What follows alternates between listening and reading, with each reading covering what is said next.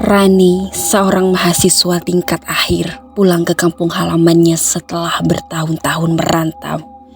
Ia kembali karena ayahnya sakit, meminta Rani pulang sebelum semuanya terlambat. Namun saat tiba di desa, suasananya menjadi sepi. Rumah-rumah tertutup, jendela diganjal bambu, dan semua warga menatapnya dengan tatapan khawatir. Sesampainya di rumah, ayahnya sudah tidak sadarkan diri, hanya sempat berbisik pelan sebelum pingsan. Mirah sudah kembali.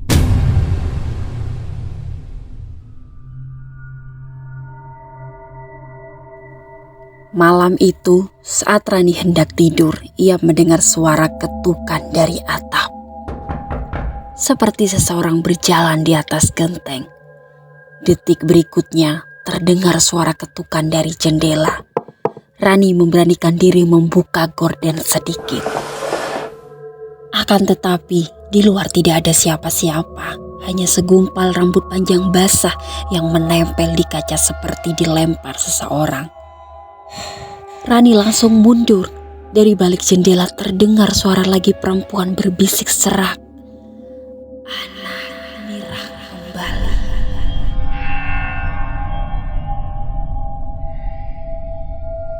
Pagi harinya, Rani menuntut penjelasan dari Pak Tejo yang tertua di desa. Pak Tejo akhirnya mengaku ayah Rani dulunya adalah salah satu orang yang ikut membakar rumah Ibu Mirah saat puluhan tahun lalu. Tapi sebabnya tidak pernah terungkap, dan Pak Tejo berkata, Ibu Mirah bukanlah dukun biasa. Dia membukakan pintu ke alam gelap. Dia memakai tubuh orang-orang, terutama gadis muda, sebagai wadah. Rumahnya kami bakar, tapi rohnya tidak ikut mati, dan sekarang dia mencari keluargamu. Rani langsung tercengang dan terkejut saat mendengar dari Pak Tejo. Dan Rani berkata, Kenapa harus keluarga saya? Pak Tejo hanya bisa menatapnya dengan lama dan berkata, Karena ibumu dulu adalah muridnya.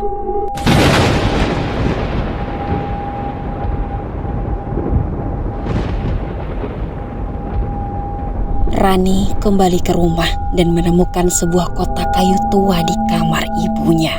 Di dalamnya ada buku mantra yang sudah menguning. Di halaman belakang ada tulisan tangan.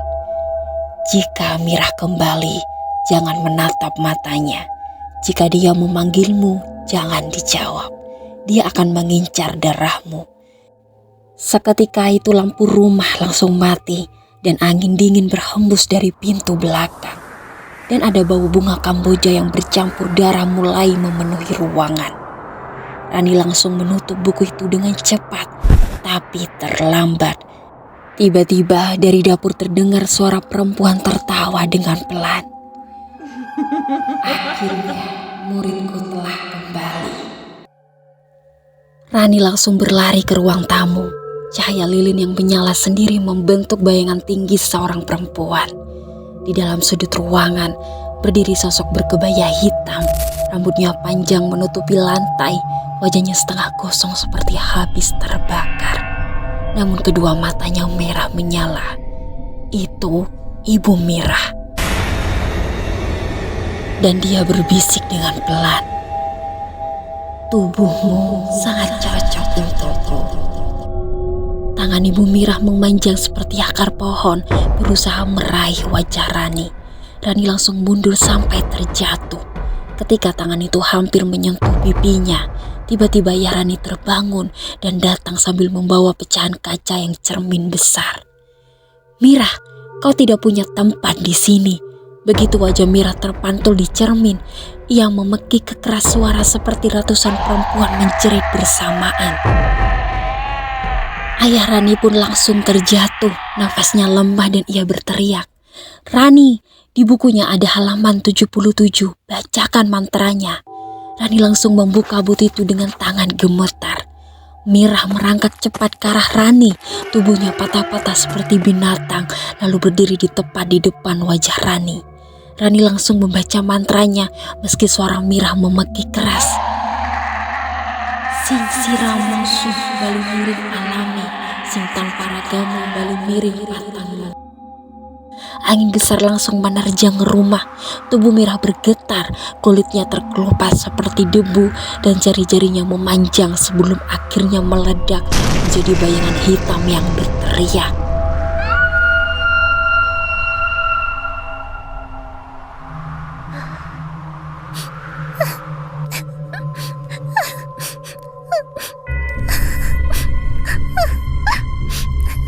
Ayah Rani meninggal malam itu, tapi wajahnya sangat tenang. Dan akhirnya desa kembali normal. Namun seminggu kemudian, Rani melihat buku mantra itu terbuka sendiri. Halamannya 77 hilang dan diganti dengan tulisan baru. Terima kasih Rani, tubuhmu akan menjadi wadahku berikutnya, Mirah. Tiba-tiba lampu menjadi padam dan bau Kamboja muncul lagi. Dan dari belakang Rani, tiba-tiba ada suara perempuan yang berbisik dengan pelan. Sudah waktunya anak murid.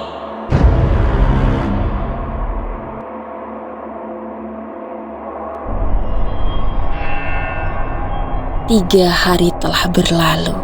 Dan sejak Rani membaca buku mantra halaman 77, dan 3 hari itu, tubuh Ibu Mirah menghilang menjadi bayangan hitam.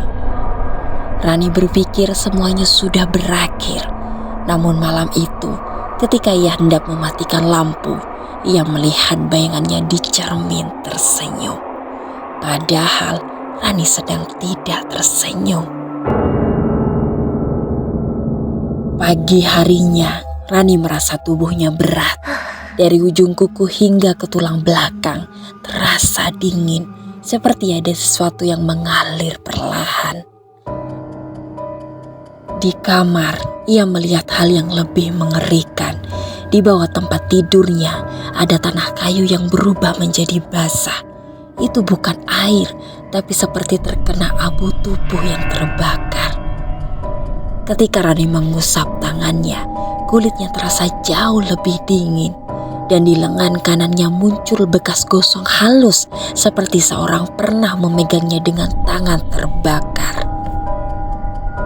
Saat sore hari, tiba-tiba ada berita yang mengejutkan datang, yaitu Pak Tejo yang tertua di desa ditemukan meninggal di depan rumahnya. Tubuhnya kaku namun matanya terbuka mengarah ke bukit rumah Ibu Mirah. Warga bercerita bahwa sebelum meninggal, Pak Tejo berteriak dari rumahnya. Dia belum pergi, dia masuk ke anak itu. Keluarkan dia sebelum terlambat. Mendengar namanya disebut, Rani mulai gemetar.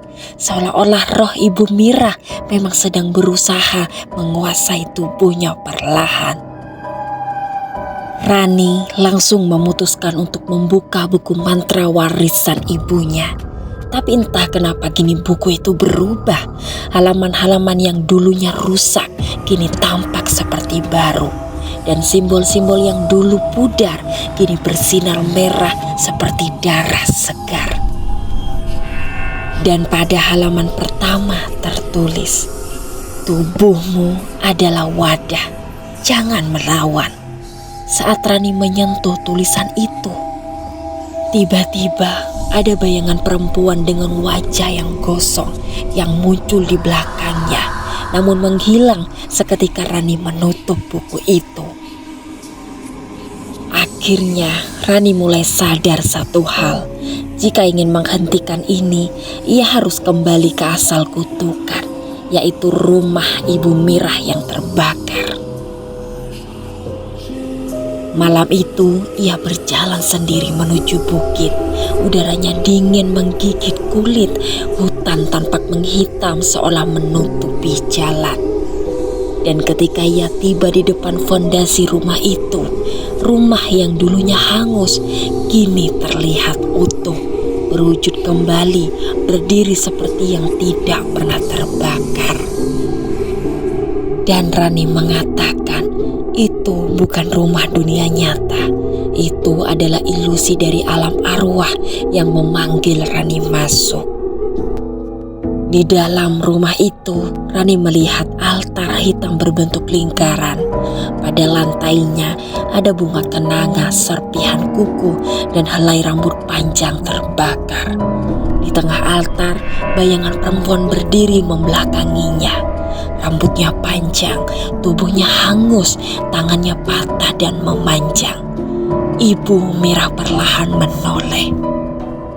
Matanya merah menyala dan ia berkata tanpa membuka mulut, "Waktumu hampir tiba, Nak."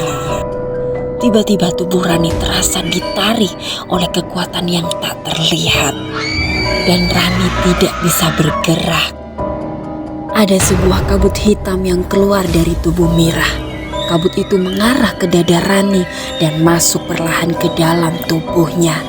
Rani langsung merasakan sesuatu merayap di bawah kulitnya, seperti tangan-tangan kecil yang bergerak sepanjang tulang rusuknya. Ia menjerit tapi suaranya hilang, seolah mulutnya dibungkam oleh kekuatan yang tak terlihat. Tiba-tiba di telinganya ada suara Mirah yang berbisik dengan pelan, "Tubuhmu cocoklah denganku. Aku hanya butuh 1 malam untuk sempurna." Dan tubuh Rani langsung tersungkur. Ia tidak lagi berada di rumah tua itu, melainkan di tempat seperti ruang gelap tanpa lantai dan ruang batin. Dan di depannya muncul bayangan ibunya, dan ibu Rani berkata, "Kau harus menutup pintu itu. Dia belum sepenuhnya masuk. Kau masih punya waktu." Dan Rani pun berteriak, "Bagaimana caranya?" Ibunya langsung menjawab, "Panggil namamu sendiri. Jangan biarkan dia memanggilmu dengan namanya." Dan tiba-tiba suara Mirah menggema, "Anak murid, sudah waktunya." Suara itu langsung mengguncang suara batin. Rani berlutut memegang kepalanya dan ibunya langsung berteriak, "Sebut namamu Rani sekarang." Dan Rani pun langsung mengumpulkan seluruh kekuatannya. Suara Mirah semakin keras. "Sudah waktunya anak murid." Rani langsung menjerit sekuat tenaga, "Namaku Rani, bukan anak muridmu." Dan tiba-tiba ada ledakan yang sangat keras. Dan di ruangan gelap itu telah hancur. Dan kabut hitam keluar dari tubuh Rani dan menjerit seperti hewan yang terluka. Seketika sosok Mirah itu langsung terlempar ke pojok ruangan dengan tubuhnya berasap dan mengelupas. Dan ia berteriak, "Belum selesai, tubuhmu masih punya celah." Dalam sekejap rumah itu kembali terbakar seperti dulu. Rani langsung melarikan diri dari rumah yang terbentuk dari kutukan itu. Begitu ia keluar, rumah itu langsung lenyap dan kembali menjadi fondasi hangus seperti semula. Akhirnya Rani kembali ke desa. Tubuhnya lemas tapi ia masih hidup. Namun saat ia hendak tidur malam itu, ia melihat bayangan di dinding kamarnya. Bayangan itu bukan miliknya. Rambutnya terlalu panjang dan tangannya terlalu kurus. Dan dari sudut kamar ada suara dan bisikan dengan pelan di dekat telinga, "Masih ada 1 celah." Dan tiba-tiba lampunya